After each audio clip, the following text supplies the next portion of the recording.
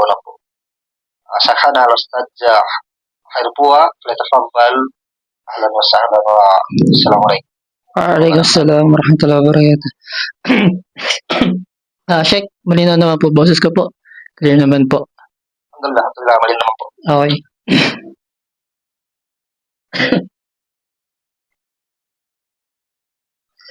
أعوذ بالله من الشيطان الرجيم. بسم الله والصلاة والسلام على رسول الله وعلى آله وصحبه أجمعين. رب اشرح لي صدري ويسر لي أمري واحلل عقدة من لساني yafqahu qawli. Lahat ng papuri at pasasalamat ay para lamang kay Allah subhanahu wa ta'ala, ang Panginoon ng lahat ng nilalang. Ako'y sumasaksi na walang Diyos na dapat sambahin maliban si Allah. At ako'y sumasaksi na si Propeta Muhammad sallallahu alaihi wasallam ay kanyang huling propeta at kanyang huling mensahero. Mga kapatid sa pananampalatayang Islam, pasensya na yung boses ko. Isang mabiyayang gabi na naman ngayon at pinahintulutan tayo ni Allah subhanahu wa ta'ala na magtipon-tipon para sa isang pag-aaral. Actually, sa mga ganitong oras, yung iba ang ginagawa, no? Kumbaga, masyadong nag-aaksaya ng oras kapag pagdating sa ating pananampalataya. Sabihin natin na may mga ibang pinagkakaabalahan. Pagsasaya ng oras, halimbawa na lamang ang mga bagay na hindi konektado sa ating reliyon, katulad ng mga games, di ba? Mga online games. Lalo't kung minsan nagiging dahilan ito o nagiging sanhi ng pagbitaw o pagtigil natin sa pagsasabuhay ng pananampalataya sa pananampalatayang Islam, no? Naway gabayan tayo ni Allah at biyayaan tayo ng kahiligan sa pag-aaral sa ating relihiyon. Okay? So, mga kapatid sa Islam, kung narinig natin kanina, di ba, lahat naman tayo napakinggan natin. Napakaganda ng pagbabasa ng Quran ng ating buting guro. Masya Allah. Sa hadith nga ng Rasulullah sallallahu alaihi wasallam bilang pangbungad para sinabi ng Rasulullah sallallahu alaihi wasallam, sino man ika ang bumigkas ng isang titik mula sa kitab ni Allah subhanahu wa ta'ala. Saan? Sa Quran. Sa isang titik, siya ay nagkakamit o siya ay nakakakuha ng bawat isang letra ay mabuting gawa. Okay? Sinabi ng Rasulullah sallallahu alaihi wasallam bilang pagpapalinaw, bilang paglilinaw, sabi niya, hindi ko sinasabi na ang alif lam mim may isang letra. Bagkus ang alif isang letra, ang lam may isang letra, at ang mim ay isang letra. Subhanallah. Diba? So, kung madalas tayo magbasa ng maluwalhating Quran o pagbigkas ng mga aya ni Allah subhanahu wa ta'ala, ilang gantimpala, ilang kabutihan ang nakukuha natin sa mga sandaling iyon. Diba? Sa loob ng 5 minuto, nakaupo ka lang, nagbabasa ka ng Quran, nire-recite mo ang Quran, Masya Allah. Diba? Wow. Grabe yung gantimpala. Diba? Kaya, panatilihin natin, inshallah subhanahu wa ta'ala, na ma-maintain ang pagbabasa ng Quran dahil minsan nakakalungkot sapagkat ito'y nabibitawan o napapabayaan natin. Okay? Sabi mga biga, diba? Iqra'ul Quran fa innahu ya'ti yawmal qiyamati syafi'an li ashabi. Basahin niyo ang Quran sapagkat ang Quran ay darating sa inyo sa araw ng paghukom upang mamagitan. Allahu Akbar. Bali, ang pag-uusapan natin ngayon ay ang pag-alala kay Allah subhanahu wa ta'ala. Ano ang madalas natin alalahanin? Diba? Masyado tayo nag-aalala minsan sa ibang bagay. Nag-aalala tayo minsan sa mga bagay na alam naman natin na kung ito'y para sa atin, tiyak na ipagkakaloob to ni Allah subhanahu wa ta'ala. Nag-aalala tayo sa mga bagay na maaari din naman natin na kumbaga inaalala natin yung bagay na kabilang sa pag-aaksaya ng oras na alam naman natin na mas mainam ang mga gawaing pagsamba pagdating sa ating pananampalataya. Okay? Ang pag-alala kay Allah subhanahu wa ta'ala ay nakakasumpong tayo ng kapanatagan sa ating mga puso. Alam naman natin yun, di ba? Pagkat ito'y nakasaad sa maluwalhating Quran. Sa pamamagitan ng mga uri ng dikir, pag-alala natin kay Allah, tayo nakakasumpong ng kapanatagan sa ating mga puso. Minsan ng mga tao nakakalungkot dahil sila ay nabibisi. Tayo, minsan, di ba? Nabibisi tayo sa mga bagay na minsan nakakakuha pa tayo ng kasalanan. A'udhu billah. Di ba? Nagiging abala tayo minsan sa pakikipagbangayan. Di ba? Minsan nagiging abala tayo para ikwento o banggitin ang mga kamalian ng mga ibang tao.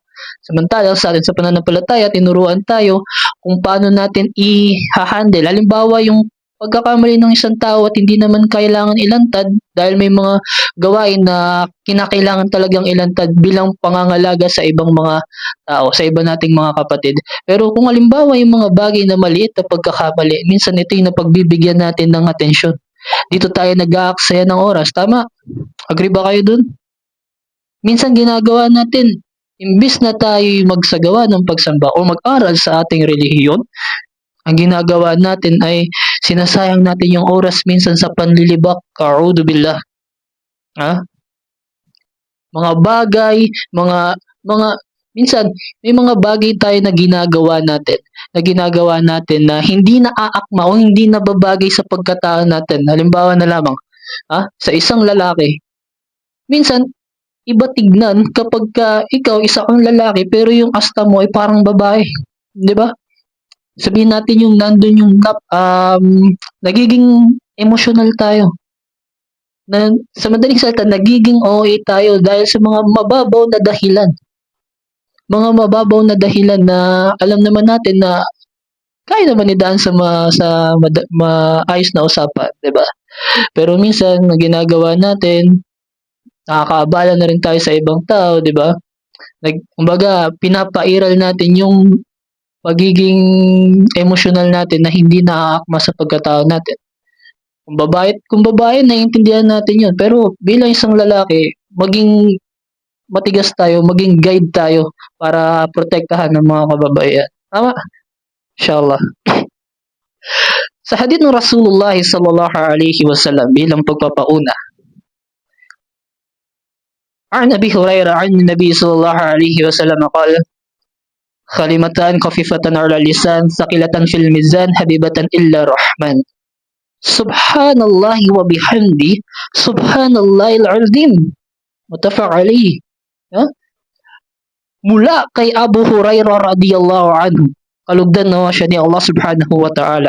Sinabi ng mensahero ni Allah subhanahu wa ta'ala, may dalawang salita na magaan sa dila, mabigat sa timbangan ang gantimpala nito, at kaibig-ibig sa napakamawain. Ano kaya itong dalawang salita na ito? Subhanallahi wa bihamdi, subhanallahi al-azim, muttafaq alayhi. Kung papansinin natin mga kapatid sa pananampalatayang Islam, pinadali ni Allah subhanahu wa ta'ala ito para makakuha tayo ng gantimpala. Alam naman natin, di ba? Sapagkat binanggit nga na magaan sa dila at ang gantimpala nito ay siyang napakabigat. At higit sa lahat, ito'y kaibig-ibig sa napakamaawain. Kanino? Kay Allah subhanahu wa ta'ala. Itong dalawang salita na ito, Subhanallahi wa bihamdi, subhanallahi al-azim. Minsan kung tayo nakakaramdam ng mga bagay na kung saan tayo nangangamba, mga kapatid, sa pananampalatayang Islam, nakakaramdam tayo ng mga bagay na alam naman natin, mga pangarap natin, yung mga gusto natin. Magtiwala tayo kay Allah subhanahu wa ta'ala. At kapag tayo nangangamba, mga kapatid, tayo nakakaramdam ng pagkabalisa. Alam naman natin yun, di ba? Nababalisa tayo. Subukan natin manumbalik kay Allah subhanahu wa ta'ala sa pagtatawbah at alalahanin natin siya sa pamamagitan ng mga bagay na maaaring makapagpalapit sa atin sa Kanya. Okay? Sa kasunod sinabi sa maluwalhating Quran, A'udhu billahi minash shaitanir rajim. Alladina amanu wa tatma'innu qulubuhum bidhikrillah. Ala bidhikrillahi tatma'innul qulub. Yaong mga naniniwala at panatag ang kanilang mga puso sa pamamagitan ng pag-alala kay Allah subhanahu wa ta'ala, walang alinlangan matatagpuan sa pag-alala kay Allah ang kapanatagan ng ating mga puso.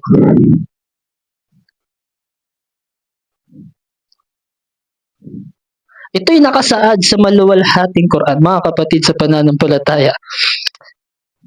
Kagaya na lamang ng mga narinig natin kanina, mashallah. Sa kabila ng pagbabasa ng maluwalhating Quran, magaan sa pakiramdam, di ba? Bakit? Sapagkat ito'y salita ng dakilang tagapaglikha. Hindi ito salita na kung sino-sino lang. Ito'y nagmula kay Allah subhanahu wa ta'ala. Nakakatuwa, di ba mga kapatid?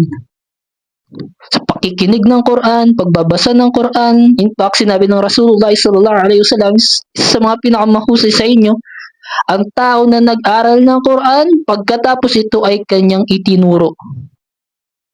Nag-aral, itinuro. Allahu Akbar. Mga kapatid sa pananampalatayang Islam, naway naging nakukuhanan natin ng aral ito at nakakadagdag ito bilang pagpapalakas ng ating iman o ng bilang panghihikayat sa ating mga sarili na i-maintain natin yung mga gawain na ganito sapagkat ito ay hindi lang basta gawain tayo nagkakamit ng gantimpala mula kay Allah subhanahu wa ta'ala.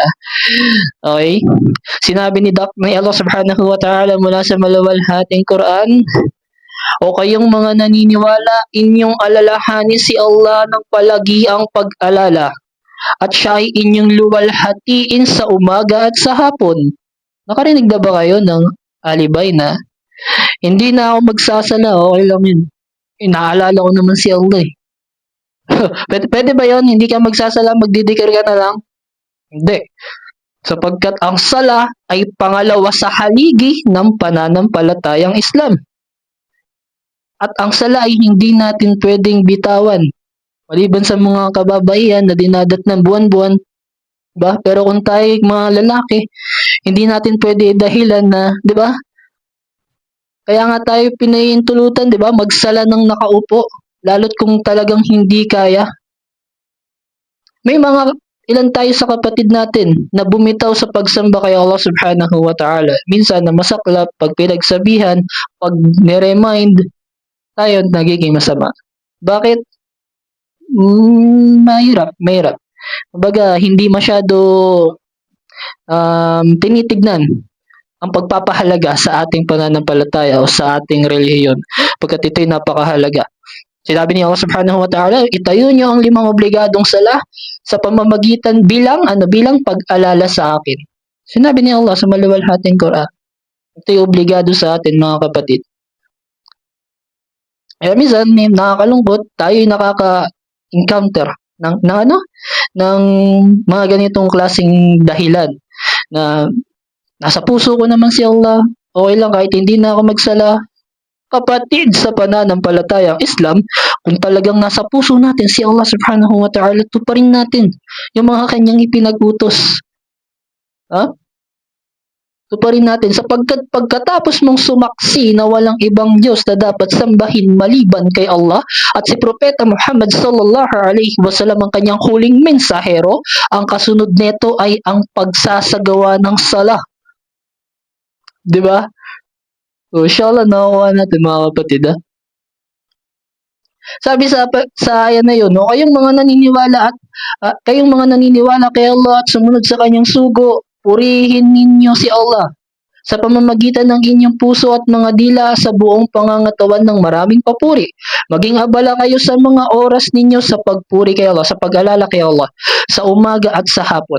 At pagkatapos ng inyong mga obligadong sala at sa mga pagbabago ng mga pangyayari at mga kadahilanan dahil ito ay ipinag-uutos bilang pagsamba kay Allah na nag-aakay tungo sa pagmamahal ni Allah at pagpigil sa dila sa anumang pagsasabi ng mga kasalanan at nag-aakay tungo sa paggawa ng lahat ng kabutihan. Minsan, di ba, dito tayo nag-aaksay sa pagsasabi, sa pagsasalita ng mga ipinagbabawal ni Allah sa mga kasalanan. Iyadu billah. Patawarin naman tayo ni Allah subhanahu wa ta'ala mga kapatid sa pananampalataya.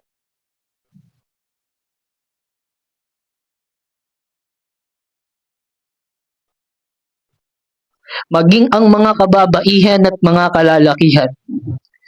Tayo mga kapatid sa pananampalataya, na umaalala kay Allah subhanahu wa ta'ala, ano ang iginawad sa atin ni Allah.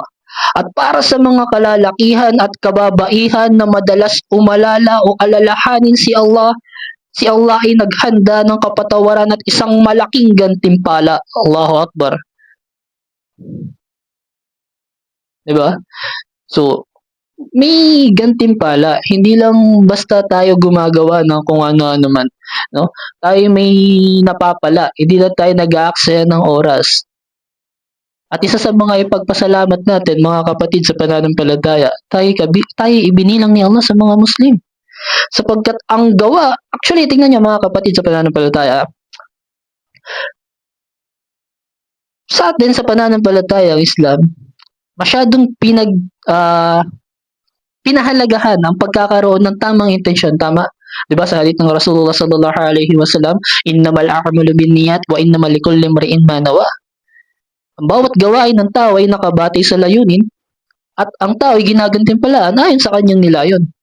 Sa ibang pananampalataya mga kapatid, walang ganitong klaseng turo. Sa atin lang, sa pananampalataya ang Islam.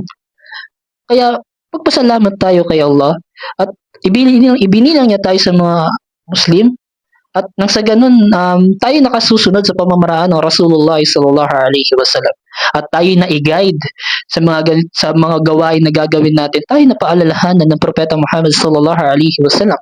Hindi katulad sa iba. Sa ibang pananampalataya, andun yung bait nila. Kasipagan sa kawang gawa. Kasipagan sa pagsamba. Pero sino ba ang sinasamba nila? Hindi si Allah. So sayang mga kapatid, sapagkat ang gawa na hindi para kay Allah, walang saysay. Kaya pasalamat tayo kay Allah, alhamdulillah, at tayo ibinilang niya sa mga mananampalataya at tagasunod ni Propeta Muhammad sallallahu alaihi wasallam.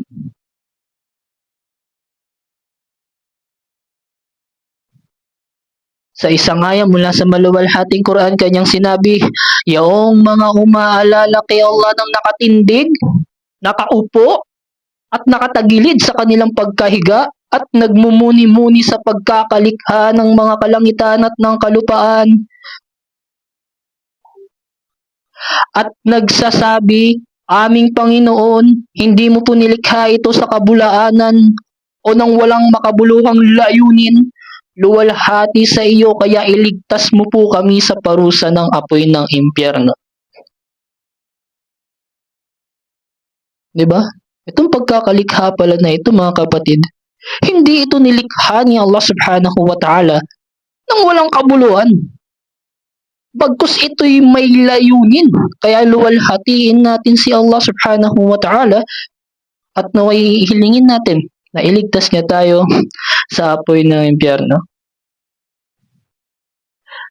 Isang lalaki ang lumapit kay Propeta Muhammad sallallahu alaihi wasallam.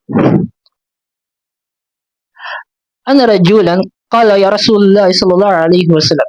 Qala ya Rasulullah, inna syara'i'al Islam qad khaturat alayhi fa akhbirni bi syai'in atashabbatu bihi. Isang lalaki ang nagsabi, o mensahero ni Allah, ang mga batas ng Islam ay naging napakarami para sa akin. Kaya't sabihin mo sa akin ang isang bagay na maaari kong panghawakan. Ang tugon ng Rasulullah sallallahu alaihi wasallam, la yazalu lisanuka rotaban min dhikrillah. Panatilihin mong basa ang iyong dila sa pamamagitan ng pag-alala kay Allah subhanahu wa ta'ala. Diba? Nakaraan kamakailan lang, may nagtanong sa akin Sabi sa akin, bro, paano ba, pwede ba tayo magdikir pero sa isip lang? Pero yun nga, gusto ko rin marinig ang sagot ng ating mga sheikh dito patungkol dun sa usapin na yan. Dahil lang sinagot ko itong hadith na ito na sinabi ng Rasulullah sallallahu alaihi wasallam na panatilihin ang dila sa pag-alala kay Allah subhanahu wa ta'ala. Inshallah subhanahu wa ta'ala, bilang kahilingan, bilang isang mag-aaral, Ano ba ang pwedeng gawin kapag hindi talaga mabigkas or minsan may mga sakit minsan na hindi na makapagsalita, di ba? So inshallah subhanahu wa ta'ala, marinig ko ang inyong mga kasagutan at maidagdag ko na rin sa katanungang iyon ng ating kapatid.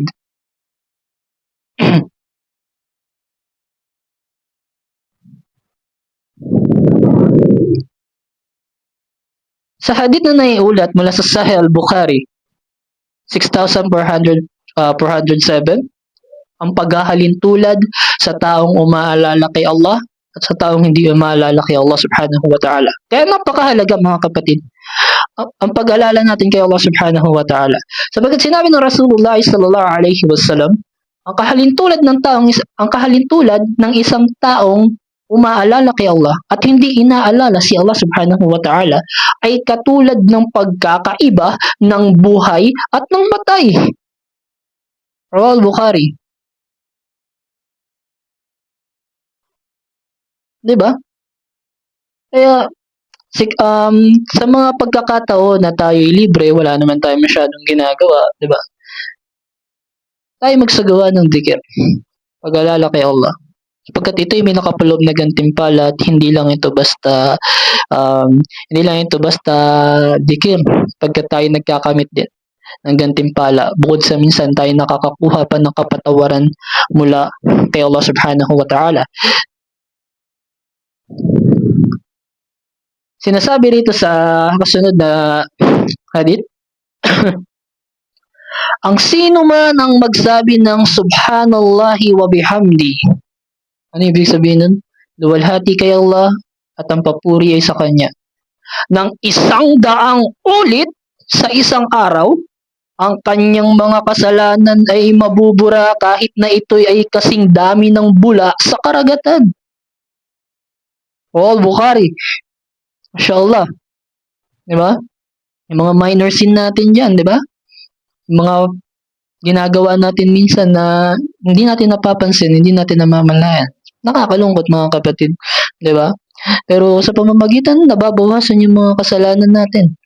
Sa pag-aalala natin kay Allah subhanahu wa ta'ala, sa pagbigkas ng subhanallahi wa bihamdi.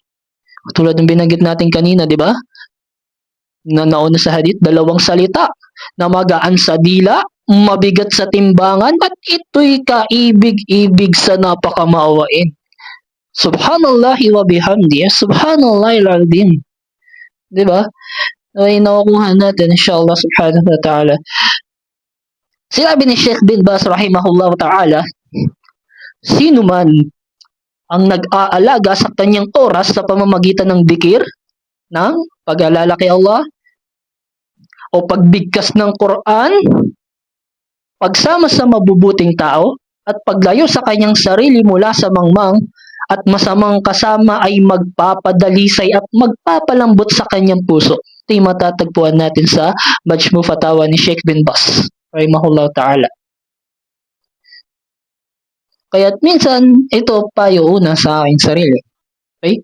Sa pamamagitan ng, yun nga, pag inaalagaan natin yung dikir natin, mini-maintain natin yung oras ng pagbabasa natin ng Quran, hindi natin pinapabayaan, alhamdulillah, lalo't sa pagtulog, di ba? Pagka tayo matutulog na, minsan nga, ginagawa pa itong pampaantok, di ba? Minsan, para lang makatulog, sapagkat napakasarap sa pakiramdam pagkatapos mong basahin ang mga salita ni Allah subhanahu wa ta'ala. No? Mga ganitong klaseng gawain, pagsama natin sa mabubuting tao, paglayo sa mga mangmang, ito ay magpapalambot sa ating mga puso. Diba? Ngayon nakukuha natin ito inshallah, at kung may pagkukulang man ako sa mga kapahayagang ito, sa pagbabahagi na ito, patawarin naman ako ni Allah, at pwede naman idagdagan inshallah subhanahu wa ta'ala. Ang dikir ay isang mapagkukunan ng kanlungan mula sa mga suliranin ng mundong ito. Mayroon tayong iba't ibang uri ng mga suliranin sa ating buhay, kagaya ng pananalapi, pera, 'di ba, pamilya, panlipunan, at lahi. Kahit na ang mga problemang ito ay maaaring makasakit at makapagpapalungkot sa atin. Ang isa sa mga paraan upang mabawasan ang kirot at sakit na ito ay ang patuloy na pagsasagawa ng dikir. Kung mas lalo mong inaalala si Allah, ay lalo mong mapagtatanto na ang problemang ito na may hangganan ay walang halaga. Ang dikir ay magpapawalang bahala sa mga problema sa mundong ito. Ito ang dahilan kaya sinabi ni Allah subhanahu wa ta'ala sa maluwalhating Quran, Allah bidikrillahi tatama'innul qulub. Hindi ba't sa pag-alala kay Allah ay matatagpuan natin ang kapanatagan sa ating mga puso. Allahu Akbar. Inshallah. Ha? Ang dikir ay nagbubukas ng isang pinagmumulan ng komunikasyon, isang pag-uusap sa pagitan mo at ni Allah. Ang isa na madalas nagsasagawa ng dikir, isang tao na madalas ginagawa niya ang dikir, ay may isang bukas na pinto, isang direktang pinagmulan kung saan siya ay laging nakikipag-usap kay Allah. Kapag walang dikir, wala ka ng kaugnayan nito. Kaya sa hadith ni Propeta Muhammad sallallahu alaihi wasallam, ang kahalintulad ng taong umaalala kay Allah subhanahu wa ta'ala at ang taong hindi inaalala si Allah subhanahu wa ta'ala ay inihalintulad sa buhay at sa patay.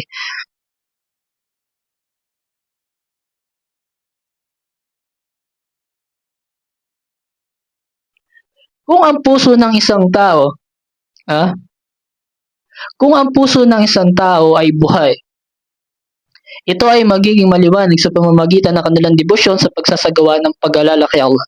Sapagkat ito ay tanda ng tunay na buhay, ngunit kung ang isa ay pabaya, ang kanilang puso ay patay.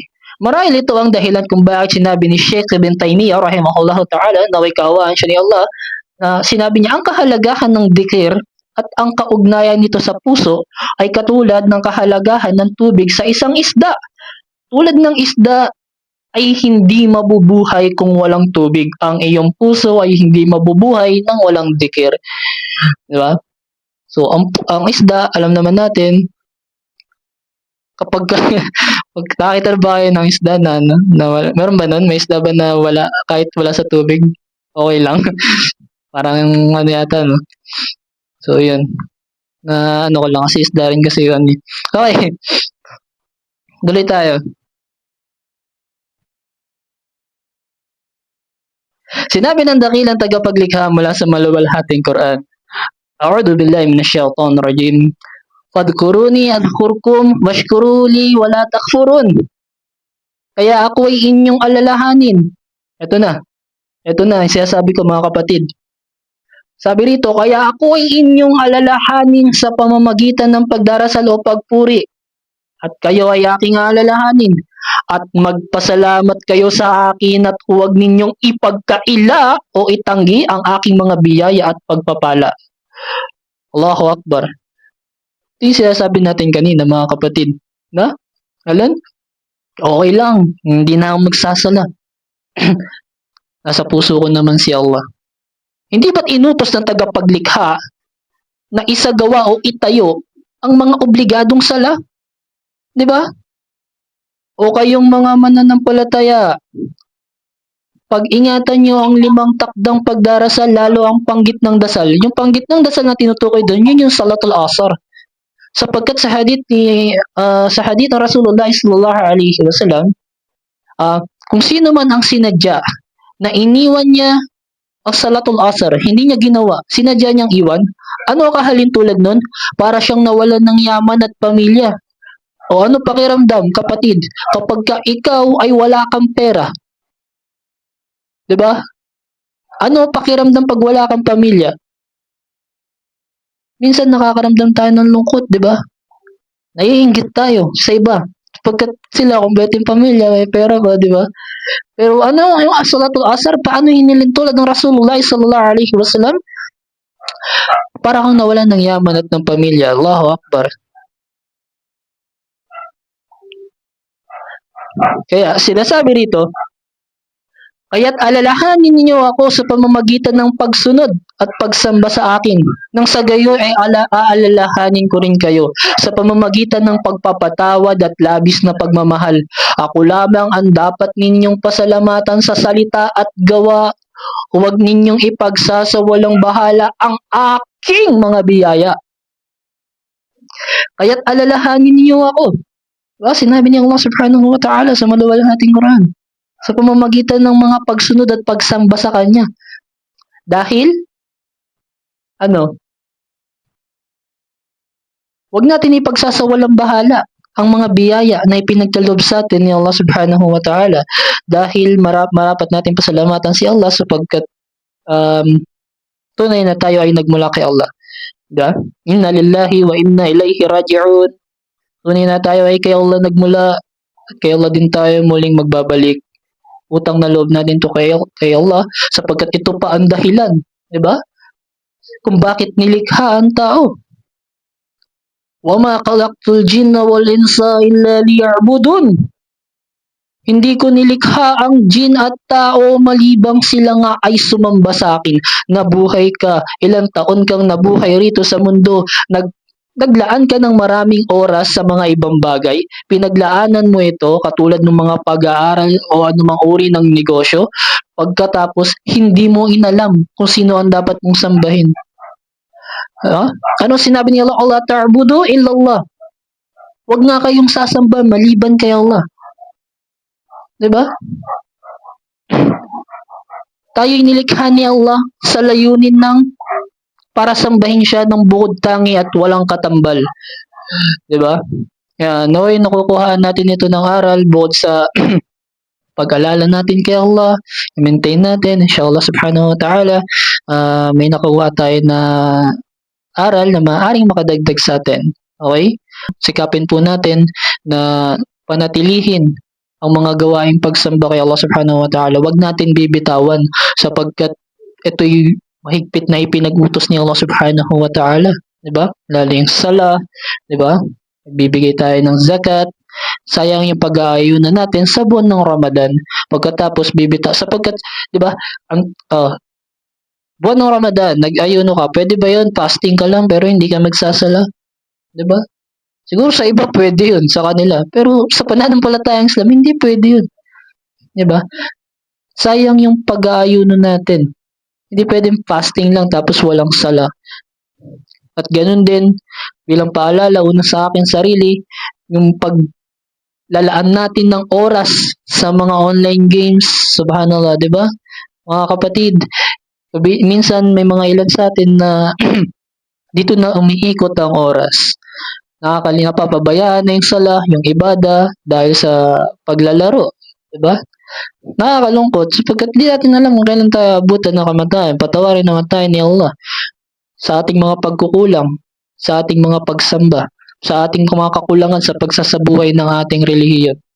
Pero isa sa mga tandaan natin ang sinabi ni Allah subhanahu wa ta'ala sa maluwalhating Quran.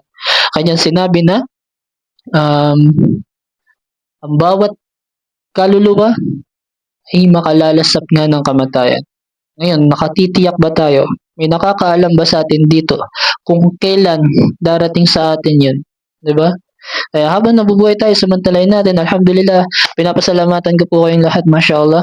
At maging sa ibang GC na hinahawakan ko rin. At dahil sa mga ganitong oras, marahil yung iba mas pinipili na magpahinga. Pero tayo, andito tayo, nakikinig, sinisikap na may makuha pa na kaalaman, matuto sa ating pananampalataya at naglalaan ng oras para nang sa ganun nakakadagdag ng ating iman, ng ating pananampalataya kay Allah subhanahu wa ta'ala. Na ibiyayaan tayo ni Allah ng kaalaman na mapapakinabangan natin dito sa mundo na maaari nating ibahagi hanggat tayo nabubuhay. Biyayaan na tayo ni Allah ng mga bagay na makabubuti sa atin dito sa mundo at maging sa kabilang buhay. Gawing biyaya ni Allah sa atin ang pagsasabuhay natin ng ating relihiyon lalo sa pagsasaliksik ng kaalaman na magiging dahilan ng pagpasok natin sa paraiso.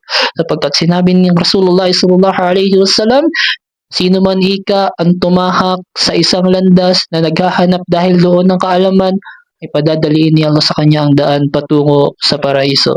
Subhanakallahumma wa bihamdik wa asyhadu an la ilaha illa anta wa astaghfiruka wa atubu ilaik. Assalamualaikum warahmatullahi wabarakatuh. Waalaikumsalam warahmatullahi wabarakatuh.